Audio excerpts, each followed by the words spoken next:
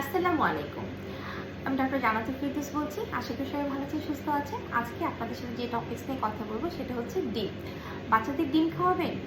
অবশ্যই খাওয়াবেন, কিন্তু অবশ্যই সাবধান থাকতে হবে। আমরা অনেকেই মনে করি যে ডিম মানেই পুষ্টি। হ্যাঁ, ডিম সত্যিই পুষ্টিকর, কিন্তু শুধুমাত্র তখনই যখন তা সঠিকভাবে রান্না করা হয়। অনেক সময় দেখা যায় কি আমরা আধা সেদ্ধ ডিম বা কম রান্না করা ডিম বাচ্চাকে খাওয়াচ্ছি। দেখা যায় এই ক্ষেত্রে বাচ্চাদের কিন্তু পেটে অনেক ধরনের প্রবলেম হতে পারে। এমনকি এভাবে যদি খাওয়ানো হয় এতে গুণগত মান এবং পুষ্টিগত মান কিন্তু ভালো থাকে না, বজায় থাকে না। তো আমরা অনেকেই ভাবি যে কম সিদ্ধ ডিম খাওয়ালে হয়তোবা বেশি পুষ্টি থাকে। ডিমের কাঁচা বা আধা সিদ্ধ অংশে কি থাকে, স্যালমোনেলা নামক একরকম ব্যাকটেরিয়া থাকে। এটা হচ্ছে অনেক ক্ষতিকর একটা ব্যাকটেরিয়া।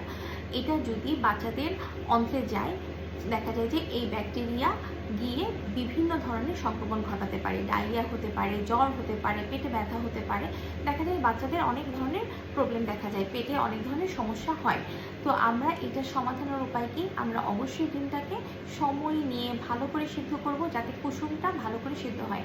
এক্ষেত্রে আমরা 160°F বা 71°C আমরা এটা পুরোপুরিভাবে সিদ্ধ করব, যাতে ব্যাকটেরিয়াটা পুরোপুরি ধ্বংস হয়ে যায়। একটু সময় নিয়ে সিদ্ধ করুন আর বাচ্চাকে ভালো রাখুন। তাহলে দেখা যাবে যে ডিমটা সঠিক গুণগত মান ঠিক থাকবে এবং বাচ্চার জন্য উপকারী হবে। ভালো থাকবেন, সুস্থ থাকবেন। আল্লাহ হাফেজ।